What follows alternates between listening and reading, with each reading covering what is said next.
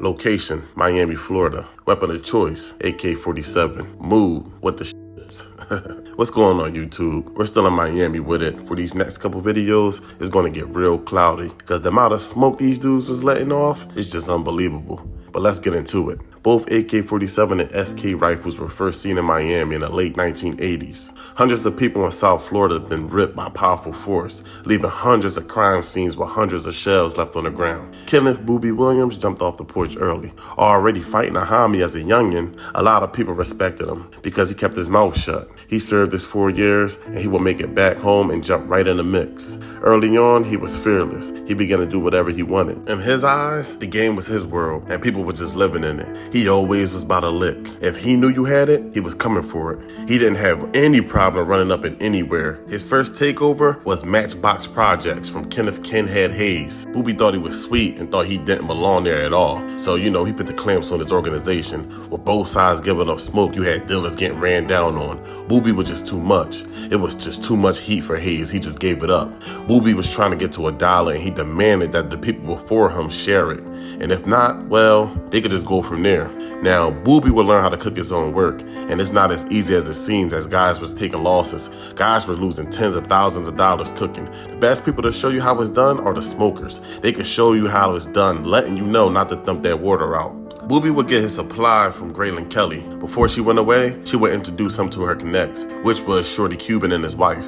When Graylin went to prison, Boobie became one of Cuban Shorty's main outlets. The relationship would end when Boobie took 10 keys from one of Shorty Cuban's transporters. Boobie started getting his supply from a guy named Carlos Blanco that was getting it transported by plane from Colombia. With Matchbox in Boobie's control, it was on and popping. 24/7 sales, it became very lucrative. With the funds, he began to expand, hiring for deliveries and transporting his supply to various locations, getting his work from the Bahamas and Panama. He had so much of it that he had to get it off. He started to set up shop anywhere he wanted, and it just don't work like that without any gun smoke. But Kenneth Williams was with it. He was all about the strong arming, going to war. He had his product moving in Georgia, Virginia, North Carolina, and Pennsylvania. Boobie was getting his blocks for $16,000 a pop, knocking them off for 36. They would package the work, wrapped in plastic, covered in motor oil and axle grease so the dogs couldn't spot it. They had hidden compartments that could hold up to 5 keys. His organization is probably one of a handful that never had their work intercepted. But he took over Carroll City in no time, even though making most of his money from out-of-towners. Now let me tell you something. He would rob most of the out-of-towners. He was bad for business, I'm not gonna lie. And he would even do business with locals, and then weeks later he would run up in their stash spots. Now there was one incident where one of Boobie's men was trying to rob a dealer. Now, Boobie came back with one of his men and they sprayed his 2-story home with K's. Boobie was getting so much money, man, that he started to bury it in different states. And, he would have maps to pinpoint where it was buried. Now, he once buried $60K and couldn't even locate it, even with the map.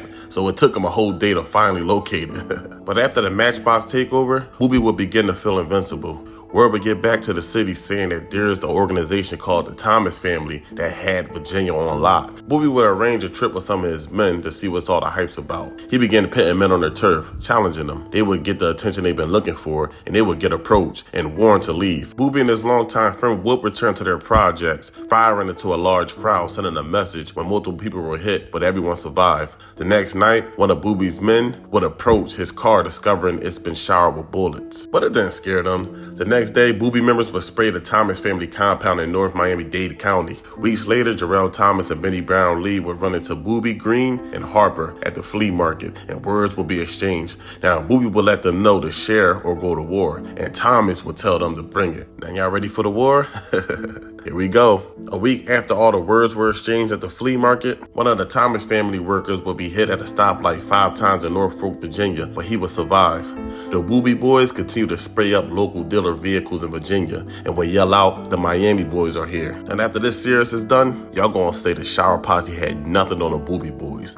With all the smoke, all the other organizations started to pick sides. To keep it 100, they had to. Boobie would join forces with Richard Stitt to take control of 2 more housing projects. August of 1992, Boobie Williams would be outside of the Rolex strip club. Now, he was known to hire strippers as drivers to transport his work. One of the members of the Thomas family would spot him in the parking lot and would pump bullets into him. He would leave the scene and would not only celebrate but brag about the successful hit on Boobie Williams. A couple weeks later, they found out he survived, and when they got the word on his release, the hunt was on. December 30th of 1992, Jarrell Thomas would spot Boobie at a gas station and would have the perfect drop because he had his back turned. Now, he would empty 2 clips and rush away, not knowing if anything landed. The only thing that got hit was 2 innocent bystanders pumping gas. Both people would lose their lives, and Jarrell Thomas would be caught and he would be charged for the crimes. Now, you're gonna learn the amount of attempts on Boobie Williams' life is just insane.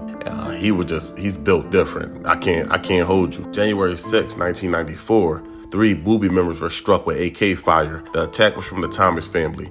1 member left in critical condition, but everyone will pull through. March of 94, 2 Boobie members were struck with AK fire during a drive-by near the Dolphin Stadium. Both men wounded, but nothing severely. March 17th, 1994, 23-year-old Gary Dukes, which was one of Boobie's lieutenants that was in charge of transporting product to Georgia. Anyway, after getting his hair cut around 10 p.m., he made jokes stating he was there for hours and he might end up leaving there, knowing that there was a war going on. Now, shortly before, Boobie gave Gary his 87 Sterling and told him to be careful because the car was hot, telling him that car was known by all the enemies. Now, leaving the shop, he was sprayed with AKs along with John Hankins. The Thomas family sat on him and the gang forced the attack when they got to the parking lot. Dukes at the scene. The Thomas family thought they finally got Boobie but didn't.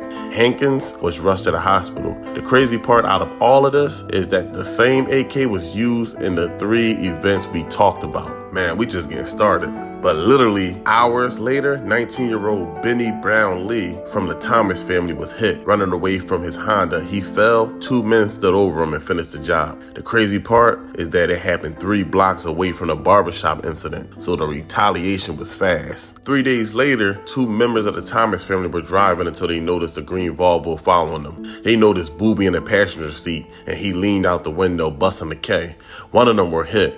The only reason they would get away is because they would spot a cop posted at the gas station. Now, one of the men in the vehicle was Wayne Brown Lee, the brother of Ricky Brown Lee, which was a heavyweight in Miami. We might cover him later. June 22nd, 1994, a black Impala and an Oldsmobile chased a Buick that Hollywood, which is Trick Daddy's brother, Hampton, and Fatso was in. Boobie was on the passenger side of the Impala, dressed in camouflage head to toe. He had AK fire coming out the Impala from his side. The Buick hit some construction equipment while trying to escape and spun out of control. When the vehicle stopped, Boobie and 3 others hopped out and finished the job. The only survivor was Hampton, as he already exited the vehicle hiding behind one of the parked cars. Now, the very next day, while sitting on his mother porch, Hampton noticed the same tinted black Impala riding past slowly. At that moment, he noticed that the Boobie Boys was nothing to play with. Very dangerous. He knew he had to move his mother, and he moved her that very afternoon. Those days weren't in the Thomas family favor. After the bodies falling, the DEA managed to get 16 arrests and search warrants, 8 in Miami and 8 in Virginia.